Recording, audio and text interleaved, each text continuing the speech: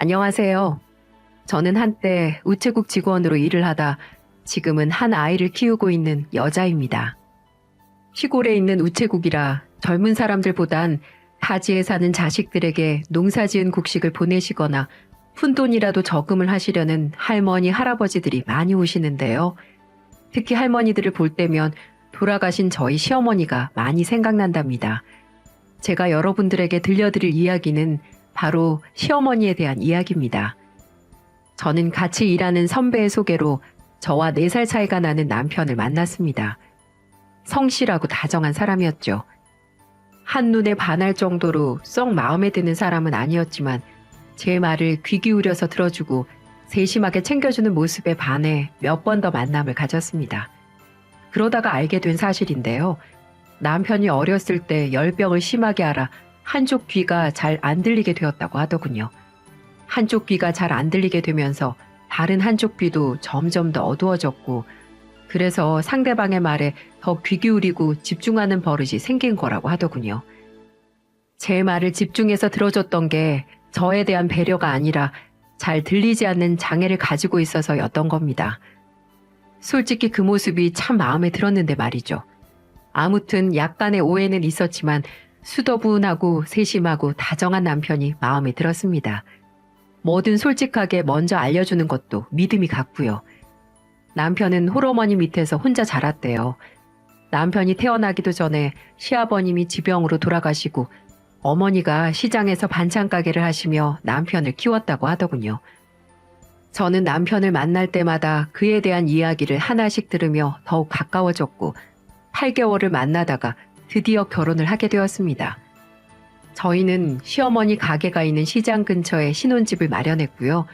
저는 퇴근 후면 시어머니의 가게에 찾아가 가게 일을 도왔습니다. 일이라고 해봤자 어머니의 말동무뿐이긴 하지만요. 저희 어머니는 친정 어머니보다 저를 더 살뜰히 챙겨주시고 딸처럼 예뻐해 주셨어요.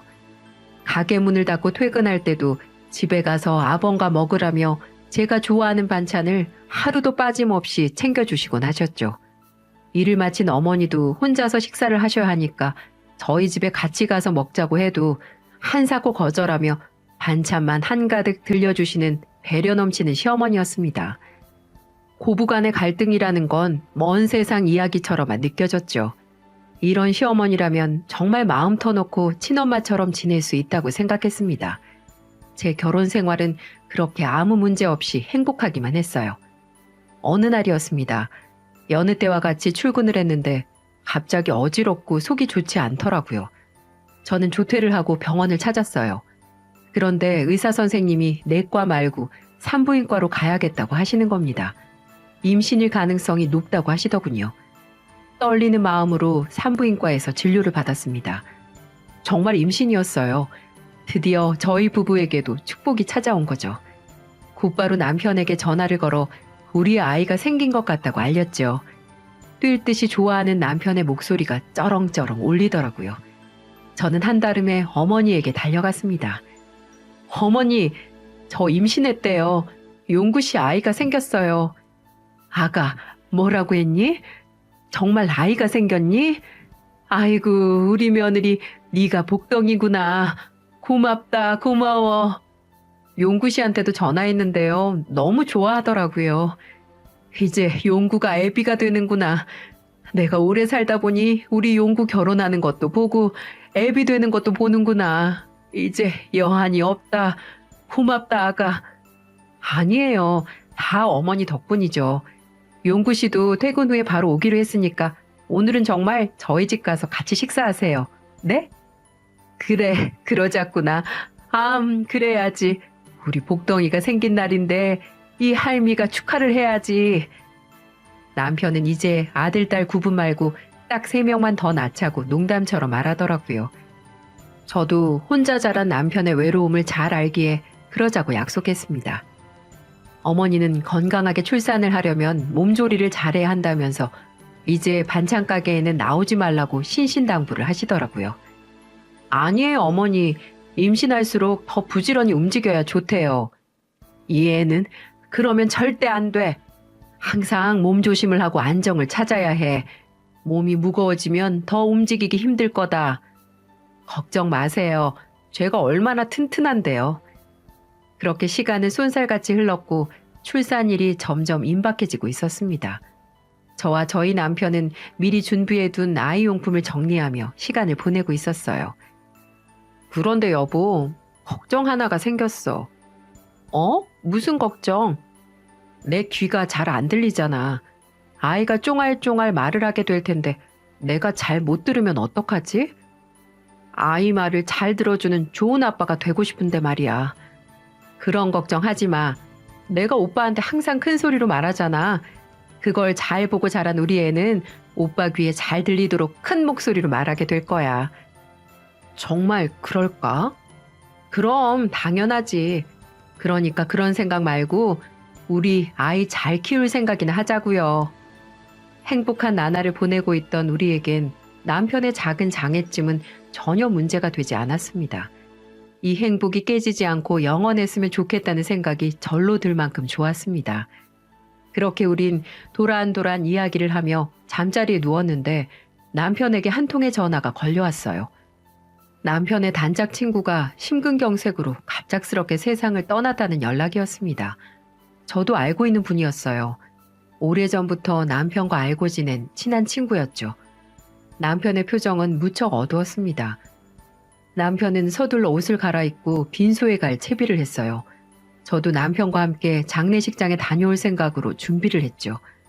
여보는 왜 따라와? 몸도 무겁고 밤도 늦었으니까 그냥 있어. 나 혼자 택시 타고 다녀올게.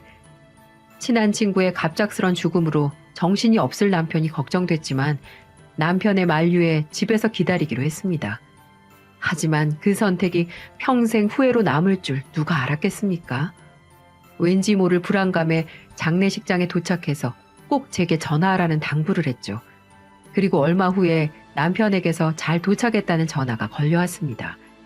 저는 그제야 안심을 하고 잠자리에 들었어요. 불안한 징조였을까요? 언제 잠이 든 건지 어둠 속에서 한참을 눈물을 흘리는 악몽을 꿨어요. 퍼뜩 놀라 잠에서 깼는데 온몸에 땀이 흥건하더군요.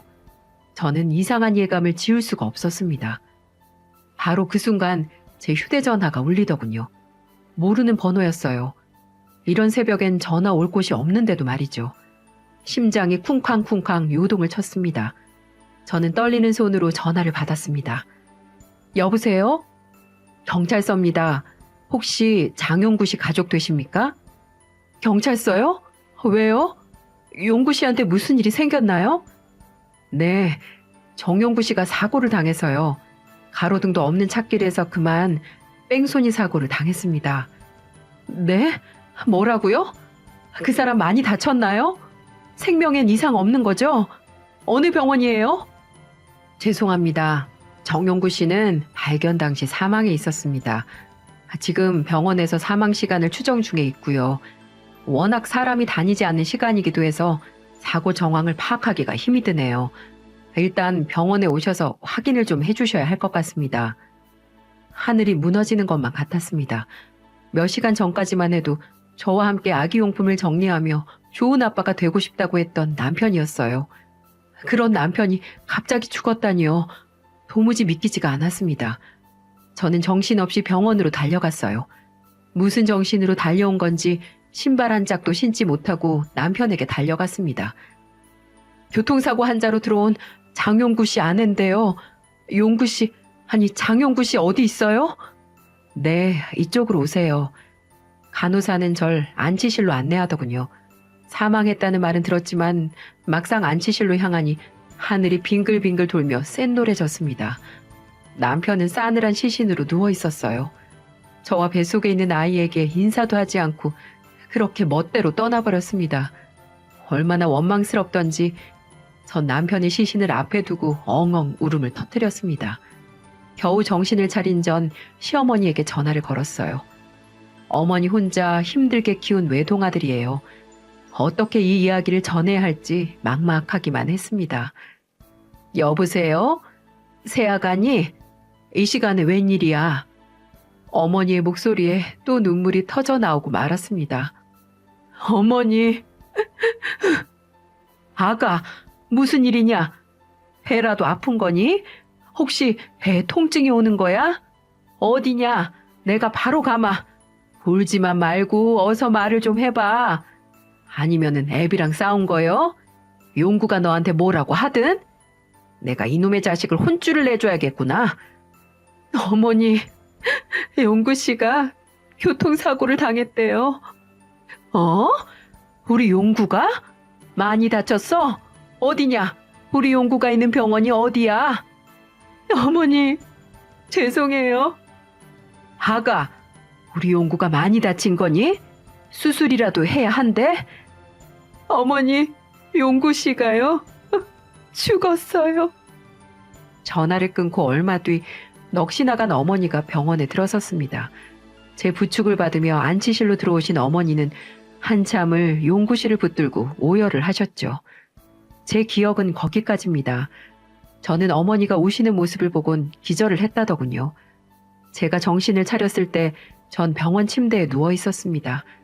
제 옆에는 손수건으로 연신 눈물을 훔치시는 어머니가 계셨고요. 어머니, 아가, 이제야 좀 정신이 드니? 어머니, 어떻게 된 거예요? 나를 보자마자 쓰러졌어. 급하게 병실로 옮겼고. 아가, 이제 네가 정신 단단히 차려야 한다. 이 무심한 용구놈은 갔어도 너와 뱃속의 애기는 살아야지. 어머니, 이제 저 어떡해요? 그 사람 없이 이제 어떻게 살아요? 애 얼굴 한번 보지 못한 우리 용구 씨 어떡해요? 아가, 견디자. 참고 견디자. 황망하게 아들을 잃은 어머니의 고통을 누가 알 수 있을까요? 하지만 어머니는 그 와중에도 저와 아이를 더 걱정해 주시더군요. 그렇게 저와 어머니는 무심한 남편을 쓸쓸히 보냈습니다. 그리고 용구시 사고를 조사하던 담당 경찰관이 용구시를 치고 간 뺑소니범을 찾았다는 소식을 전했어요. 60대 트럭 기사였는데 과속 운행을 하다가 길을 건너던 남편을 친 거라고 하더군요. 뒤늦게 그 사람을 발견하고 경적을 울렸는데도 남편은 트럭이 오는 것을 알아차리지 못하고 그냥 길을 건넜다는 겁니다. 급하게 트럭을 세웠지만 워낙 속도가 붙어 있어서 그 사람을 치고 만 것이죠. 그래도 남편을 빨리 병원으로 옮겼으면 죽지 않았을지도 모릅니다. 하지만 겁먹은 트럭 기사는 그대로 도주를 했고 남편은 차가 쌩쌩 달리는 도로 위에 그대로 의식을 잃고 쓰러졌던 거죠. 그리고 다른 차량 2대가 쓰러진 남편을 보지 못하고 또 사고를 일으키고 만 것이었습니다. 경찰도 무척 아쉽다는 목소리로 말했어요. 1차 사고 때 곧바로 조치가 이루어졌다면 사망에 이르지 않았을지도 몰랐을 텐데 정말 유감입니다. 철저하게 조사를 하고 있으니까 결과 나오는 대로 바로 알려드리겠습니다. 심성이 착한 남편은 친한 친구를 떠나보내고 크게 상심했을 겁니다. 심란한 마음으로 컴컴한 도로를 건너고 있었겠죠. 귀도 잘 들리지 않으니까 트럭의 경적 소리도 듣지 못했을 겁니다. 그렇게 참담한 사고가 났고 친구의 장례식장에 갔던 그는 다시는 돌아오지 못하게 된 것이었죠. 장례식이 어떻게 치렀는지도 잘 모르겠어요. 시아버지가 계신 선산에 남편을 남겨두고 오는데 얼마나 눈물이 나던지요. 차가운 땅에 혼자 있으면 얼마나 외로울까. 우리 아이가 보고 싶어 어떻게 견딜까. 그렇게 좋아하던 생선이 먹고 싶어 어쩌나. 시어머니와 전 부둥켜 안고 눈물을 쏟았습니다. 어머니는 제 등을 쓸며 꺼이꺼이 말씀하셨어요. 죽지 말고 살아야 한다. 뱃속 애기 생각해서 이악 물고 살아야 한다. 살아야 한다. 살아야 한다. 한탄하듯 당부하는 어머니의 목소리가 더욱 슬프게 들렸습니다. 하지만 정말 막막했어요. 이제 어떻게 살아가야 할지, 이 아이를 어떻게 키워야 할지 눈앞이 캄캄했어요. 불행 중 다행이랄까요? 며칠을 제정신이 아닌 사람처럼 지내던 중 경찰서에서 연락이 왔습니다. 남편의 사고와 연관된 피의자들이 모두 조사를 받고 있고 유가족들과 합의를 해야 한다는 것이었죠. 각자 주장하는 바가 달라 처리가 좀 더뎠지만 담당 경찰분이 중재를 잘해준 덕분에 복잡한 사건이 그럭저럭 마무리가 되었습니다. 제 앞으로 생각지 못한 큰 보상금이 나왔어요. 사고를 일으킨 피의자들의 합의금과 남편이 따로 들어둔 생명보험금이 지급된 거였죠. 마치 남편이 아이 잘 키우면서 행복하게 살라고 남긴 유산 같아서 가슴이 아팠습니다. 하지만 언제까지 슬퍼할 수는 없었어요. 이제 한 아이의 엄마가 되었으니까 상처는 가슴에 묻고 꿋꿋이 살아야 하겠죠. 남편의 모습이 눈앞에 아른거렸지만 이악 물고 살라던 시어머니의 당부처럼 마음을 단단히 먹었습니다. 그렇게 남편의 빈자리를 차근차근 정리하고 있던 중 출산일이 다가왔어요. 남편이 하늘에서 아이의 탄생을 축하라도 하는 듯 하얀 눈이 내리는 날 예쁜 딸아이가 태어났습니다. 아무것도 모른 채 빵긋빵긋 웃는 아이를 보니까 남편 생각에 눈물이 하염없이 흐르더군요. 어릴 적 혼자라서 너무 외로웠다고 꼭 다복한 가정을 이루고 싶다던 남편이었는데요. 지금 이 순간 그 사람이 있었다면 얼마나 기뻐했을까요? 이 예쁜 아이를 안고 얼마나 좋아했을까요? 아가, 애길 낳으면 엄마가 잘 먹어야 한다. 그래야 젖도 잘 나오고 아이도 건강하지. 입맛 없더라도 애 생각해서라도 먹어야 한다. 손수 미역국을 끓여주신 시어머니는 이것저것 챙겨주시며 제 마음을 달래주었습니다. 당신도 자식 잃은 아픔을 견디기 힘들었을 텐데 내색하지 않고 꾹 참는 모습이 너무 안타까웠죠. 산 사람은 살아야지. 아들 먼저 보낸 나도 밥 잘 먹고 가게도 잘 다니며 독하게 산다. 너도 약해지지 않아야 해. 그래야 여자 혼자 아기 키우고 살지. 내 말 무슨 뜻인지 알겠니? 네, 알았어요, 어머니. 그래, 그래야지. 그런데 아기 이름을 지어야 하는데 혹시 생각해둔 이름이라도 있니? 용구 씨는 다복한 가정을 이루는 게 꿈이라고 했어요. 그래서 첫째 아이 이름은 하나라고 짓자고 했어요. 둘째는 둘이, 셋째는 삼이. 이렇게 짓자고 하더라고요. 그때는 좀 촌스럽다고 타박했는데 이제 용구 씨와 저 사이에는 아이가 단 하나니까 아이 이름을 하나라고 지어주고 싶어요. 어머니는 쓸쓸한 표정으로 고개를 끄덕였습니다. 그래, 하나. 이름 참 좋구나. 그런데 어머니, 저 어머니한테 드릴 말씀이 있어요. 저 우리 하나랑 어머니랑 함께 살고 싶어요. 어? 그게 무슨 소리니? 그럼 합가를 하자는 말이니? 전 시어머니와 함께 살고 싶었습니다. 자식까지 잃은 어머니가 걱정도 됐고 저도 아이를 키우며 혼자 살아가야 하니까 차라리 시어머니와 합쳐서 사는 것도 괜찮다는 생각이 들었어요. 제 생각을 말씀드리자 시어머니는 적지 않게 놀라더라고요. 정말 그래도 괜찮겠어? 늙은이랑 사는 게 불편할 텐데. 불편하긴 뭐가 불편해요. 어머니, 우리 하나 크는 거 같이 보면서 서로 의지하면서 살아요. 용구 씨도 없는데 저 혼자 살고 싶지 않아요. 네? 그런 제안에 놀라하셨지만 무척 좋아하시는 것처럼 보였습니다. 그렇게 우리 세 사람은 아픈 마음을 추스르고 일상으로 돌아왔어요. 시간이 약이라고 했나요? 절대 낫지 않을 것 같은 아픔은 아이를 키우고 바쁜 일상을 보내다 보니 서서히 아물더라고요. 어머니 반찬 가게는 여전히 바빴고 초보 엄마인 저도 육아에 정신이 없었죠. 아이를 키우는 일은 정말 만만치 않더라고요. 서투른 손으로 하나를 돌보다 보니 매일같이 크고 작은 일들이 끊이지 않았고요. 끼니 때우는 일조차 쉽지 않더라고요. 만약 어머니가 반찬 가게를 하지 않았다면 전 밥도 제대로 먹지 못했을 겁니다. 하지만 남편을 닮은 하나를 키우는 일은 제게도 어머니에게도 큰 기쁨 같은 일이었습니다. 하루가 다르게 살이 오르고 키가 자라는데 흐르는 시간을 붙잡고 싶을 정도로 빨리 크더라고요. 남편과 시아버님이 계신 곳에 하나 손을 붙잡고 인사도 갔고요. 하나는 얼굴 한번 본 적 없는 아빠 무덤에 아빠, 하나 왔어요 라고 말할 수 있을 정도로 컸죠. 어린이집을 다니던 하나는 유치원에 다니고 있습니다. 빨리 초등학교에 가고 싶다며 혼자 좋아하는 아이를 가만히 보고 있자면 다시는 찾아올 것 같지 않던 행복이 다시 돌아온 것만 같았죠. 만일 제게 하나와 시어머니가 계시지 않았다면 정말 힘들었을 것 같습니다. 소중한 두 사람이 제 곁을 지켜줘서 이렇게 견딜 수 있던 것이었죠. 하지만 그런 제게 또 다른 불행이 기다리고 있었다는 걸 전 조금도 눈치채지 못하고 있었어요. 시어머니가 이상한 행동을 하기 시작한 건 바로 그쯤부터였습니다. 어느 날 어머니는 책가방이며 크레파스며 학용품을 잔뜩 사들고 오신 거였어요. 하나가 초등학교에 가려면 아직 시간이 남아 있었는데 말이죠. 어머니, 이게 뭐예요? 이게 전부 다 하나 거예요? 그래, 하나 초등학교 들어갈 때 필요할 것 같아서 샀다.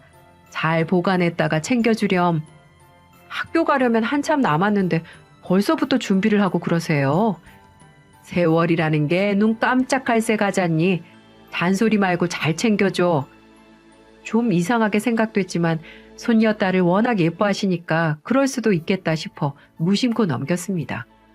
그런데 어머니의 행동이 점점 더 이상해지는 겁니다. 웃는 얼굴이 점점 더 보기 힘들고 생각에 잠긴 듯 멍하니 계시는 일이 많아지는 거예요. 제가 무슨 일이 있냐고 물어도 고개만 가로저을 뿐 속 시원하게 말씀을 하지 않는 겁니다. 하지만 더 심각한 건 저를 대하는 어머니의 태도가 싸늘해지고 있다는 거였어요. 잔소리도 많아졌고 간섭도 심해지기 시작한 거죠. 너 요새 왜 이렇게 늦게 다니는 거냐? 애 엄마가 일찍 다녀야지. 돈 번다고 유세 떠는 거니? 네? 어머니, 일 때문에 늦게 들어온 거 가지고 무슨 말씀을 그렇게 섭섭하게 하세요? 아이고, 누가 들으면 우체국 일은 너 혼자 다 아는 줄 알겠다. 네가 그 돈 좀 벌어오겠다고 저녁상을 한번 제대로 차려봤니? 아니면은 아침 일찍 일어나서 아침상을 차려봤니? 나는 그렇다 치고 하나 유치원 가는데 애 아침밥을 제대로 챙겨봤니? 매일 내가 다 해주니까 당초에 할 생각을 하지 않더구나. 그 말에 속이 확 상하더라고요. 제가 좀 일찍 출근을 하고 늦게 퇴근을 하는 바람에 집안일을 어머니가 많이 하시는 건 맞지만 갑자기 생색을 내시니까 서운한 마음이 들었습니다. 좀 억울한 마음에 저도 한마디 했죠. 아니, 어머니 힘드셨으면 힘들다고 말씀을 하시지 갑자기 이러시면 제가 너무 황당한데요. 황당한 꼴 당하기 싫으면 나가서 네 맘대로 살면 될 거 아니냐. 안 붙잡을 테니까 하나 데리고 나가 살아라. 누가 나가고 싶다고 그랬어요. 어머니가 요즘 이렇게 별것도 아닌 일에 화내고 트집 잡는 게 황당하다는 거죠. 그러니까 떨어져 살면 될 것 아니냐. 나도 이제 너 뒤치다거리 하는 거 지친다. 정말 그럴 어머니가 아닌데 부쩍 제 행동, 제 말 한마디에 나를 세우시는 겁니다. 그런 어머니 눈치가 보여서 더 신경 쓰고 있는데도 어머니와 부딪히는 날들이 많았습니다. 그렇게 하나밖에 없는 며느리라고 절 감싸던 어머니는 날이 갈수록 변해갔어요. 심한 막말도 서슴지 않으셨죠. 어느 날은 하나를 재우고 있는 절 부르시더니 하나가 커가면서 제 얼굴만 닮아가는 것 같다고 꼴도 보기 싫다고 하시는 겁니다.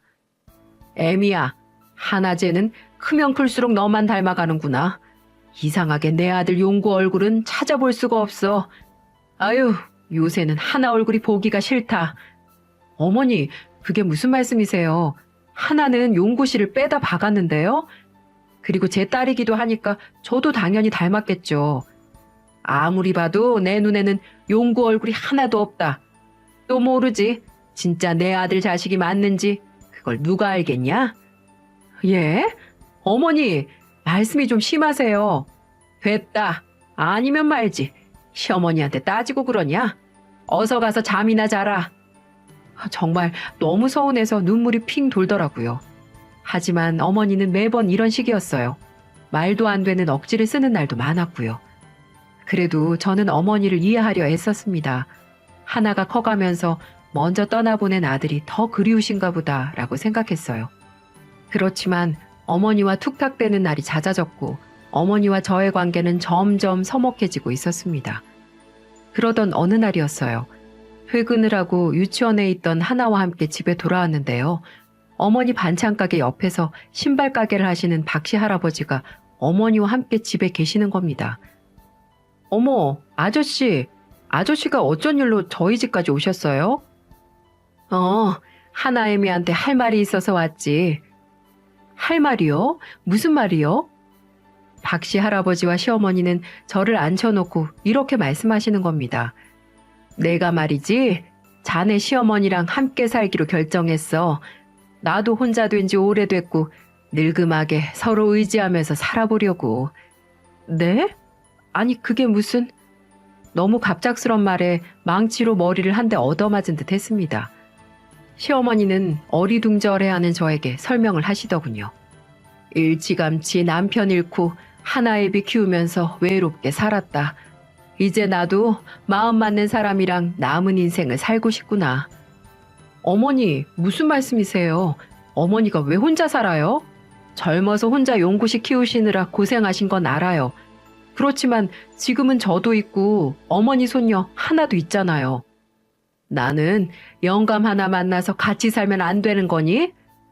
네가 이렇게 펄쩍 뛸 거면 너도 좋은 사람 만나서 새 살림 차리면 되겠구나. 안 그러니? 그렇게 매정하게 말씀하시는데 솔직히 그 순간은 온갖 정남이가 떨어지더라고요. 그러니까 이제 하나 데리고 나가 살아라. 나도 내 인생 살 테니까. 너도 내 눈치 보지 말고 네 인생 살거라.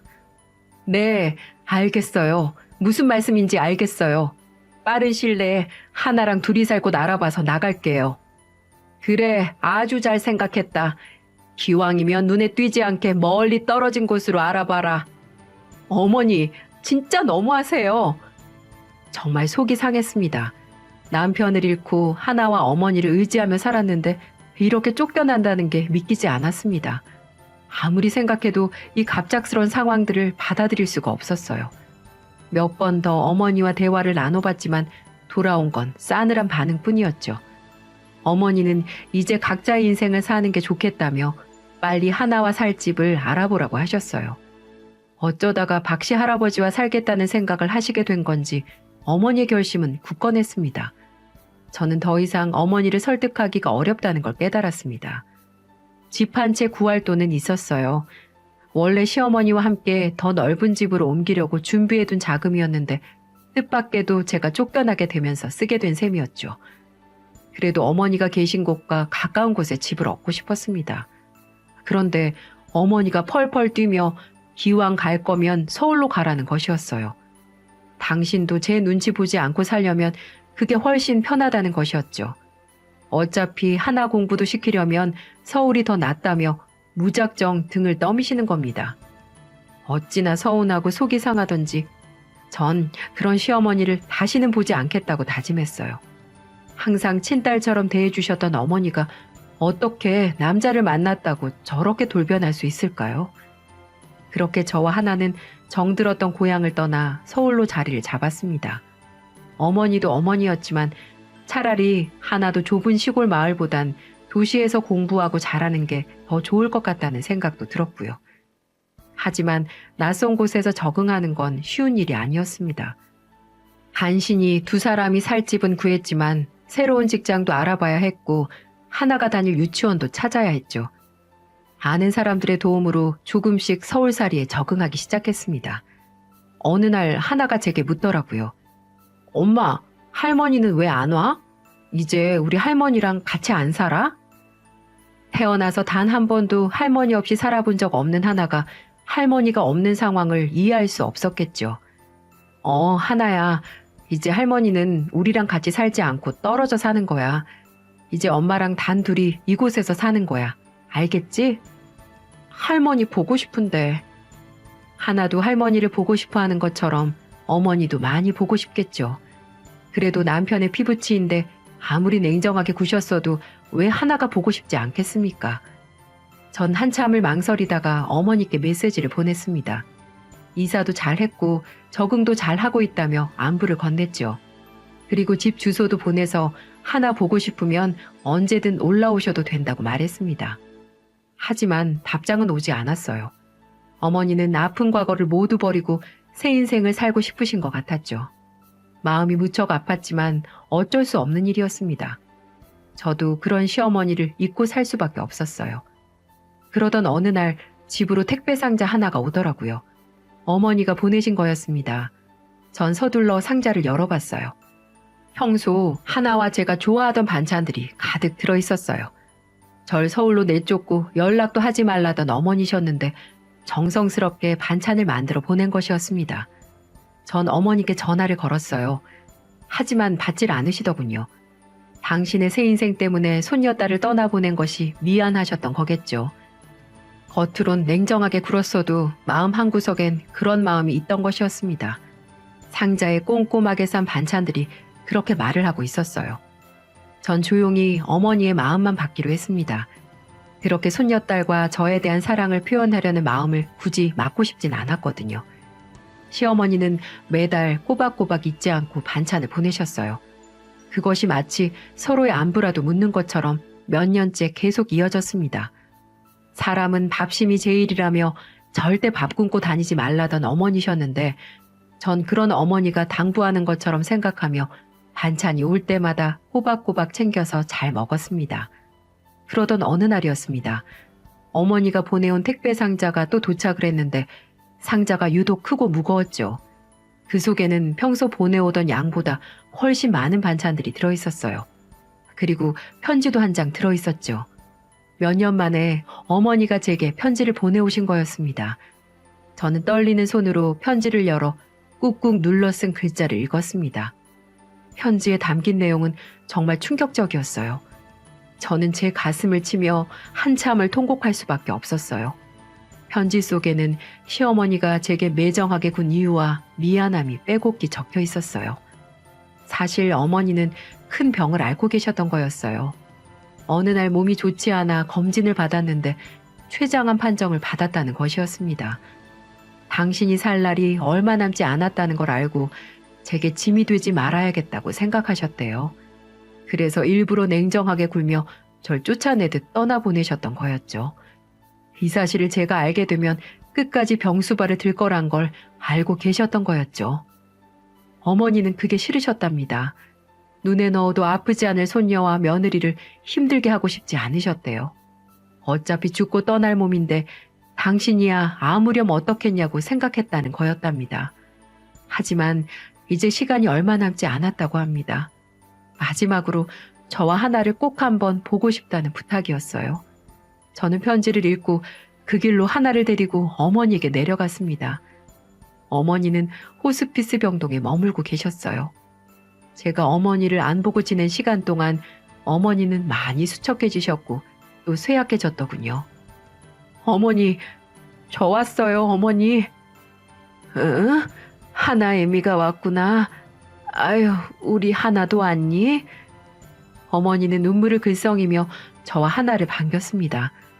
전 어머니에게 왜 그랬냐고, 왜 제게 말을 하지 않았냐고 화를 내고 싶었지만 그러지 않았어요. 그 깊은 마음을 헤아리지 못한 제가 더 바보 같았거든요. 전 하염없이 눈물만 흘리며 어머니의 손을 꼭 붙들었습니다. 그리고 죄송하다고 연신 용서를 빌었고요.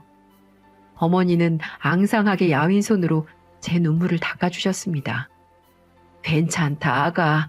내 잘못이야. 울지 마라. 내가 없더라도 꿋꿋하게 살아야 한다. 어머니.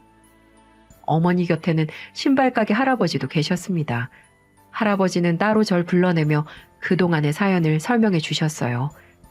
사실 어머니가 할아버지와 함께 살기로 한 것은 사실이 아니라 거짓말이었다는 거였습니다. 제게 병을 숨기기가 어려웠고 당신의 병이 제게 알려질까봐 두려워서 할아버지에게 거짓말을 부탁했다는 것이었어요. 할아버지와 함께 산다고 하면 절 내보내기가 더 수월하다고 생각하신 거였어요. 그래서 그렇게도 냉정하게 절 내쫓았던 거였죠. 신발가 할아버지, 어머님과 같은 동네에서 자라 60년지기 친구인데 호스피스 병원 입원하고 처음으로 와보셨다고 하셨어요. 너무 걱정돼서 오셨다고 하더군요. 때마침 제가 어머니 병원에 가면서 이 모든 사실을 전해들을 수가 있었습니다. 가슴이 무너지는 것 같았습니다. 그 사람과 그렇게 헤어지고 나서 어머니를 친엄마처럼 모시고 산 세월이 있는데 내가 누구보다도 어머니를 잘 알고 있는데 그런 섭섭한 마음 때문에 냉정하게 집을 나간 제가 너무나 원망스러웠습니다. 어머니는 그동안 항암 치료를 받아 병세가 좋아지셨다가 갑자기 안 좋아지셨다고 했어요. 췌장암 2기 선고를 받으셨다가 열심히 치료도 받고 식이요법도 하시다 좋아지셨다고 했는데 다른 데 전이가 되면서 급속도로 안 좋아지셨다고 했어요. 그래서 어머니는 이제 정말 마지막이라는 생각을 하시고 제게 편지와 함께 마지막 반찬을 보내신 겁니다. 아저씨의 말을 다 들은 저는 어머니한테 말했어요. 어머니의 손을 붙잡고 펑펑 울었죠. 어머니, 이게 뭐예요? 정말 저한테 왜 이러세요? 왜 절 내보내셨어요? 이제 다시는 헤어지지 않을 거예요. 절대로 어머니 곁을 떠나지 않을 거라고요. 아가, 미안하다, 미안해. 용구도 떠나보내고 너 혼자 하나를 키워야 하는데 내가 짐이 되면 어떡하니? 그래서 그랬어. 미안하다. 어머니가 미안할 게 뭐가 있을까요? 몇 년 동안 반찬을 챙겨주신 그 마음을 왜 전 몰랐을까요? 원망스러운 마음도 있었습니다. 차라리 아프다고 제게 말해주었다면, 제가 최선을 다할 수 있도록 해주었다면 이렇게 후회는 되지 않았을 텐데 말이죠. 전 그 뒤로 어머니 곁을 지키며 그동안 쌓였던 속 얘기를 서로 풀어놓았습니다. 꼭 3일 만이었어요. 어머니는 그날따라 정신이 또렷하셨죠. 제게 이런 말씀을 하시더라고요. 아가, 저 서랍 좀 열어보렴. 서랍이요? 서랍 속엔 비닐로 꽁꽁 쌓여있는 통장과 도장이 있더라고요. 그간 모아둔 돈이다. 하나 키우는데 보태 써라. 어머니, 통장엔 3억이라는 큰 돈이 있었습니다. 이 돈을 모으시느라 또 얼마나 아등바등 사셨을까요? 눈물이 앞을 가렸습니다. 어머니는 편안하게 눈을 감으셨어요. 전 어머니를 용구 씨가 있는 곳에 모셨습니다. 부디 두 사람이 그동안 못다한 이야기를 나누면서 외롭지 않길 바랬습니다. 그렇게 제게 어머니이자 제 아이의 할머니이자 제 인생의 스승이었던 어머니는 하늘나라로 떠나갔습니다. 당신이 죽더라도 절대 울지 말라고 당부하셨던 어머니, 항상 자신보다 저와 손녀딸을 먼저 생각하셨던 어머니, 그 어머니는 이제는 다시는 볼 수 없게 되었습니다. 지금 제 지갑 속에 어머님 사진을 넣어놓고 늘 지내고 있습니다. 제가 가장 많이 사용하는 곳에서 항상 어머니를 떠올리며 생각하고 싶어서입니다. 기쁠 때나 슬플 때나 또 힘이 들 때 어머니 사진을 들여다보곤 한답니다. 언제 어디서나 저와 우리 딸 하나를 지켜주고 싶으실 것만 같았거든요. 그리고 저도 어머니 하늘에서 지켜보고 계실 걸 생각하며 인생을 하루하루 감사하고 소중하게 생각하며 살아가고 있답니다. 이 마음 변하지 않도록 우리 딸과 열심히 살아가도록 하겠습니다. 이처럼 매달픈 시어머니의 사랑을 받아본 사람이 또 있을까요? 지금 생각해봐도 전 참 큰 사랑을 받은 며느리였습니다. 이제 제 이야기를 끝마치려고 합니다. 지금까지 들어주셔서 감사합니다.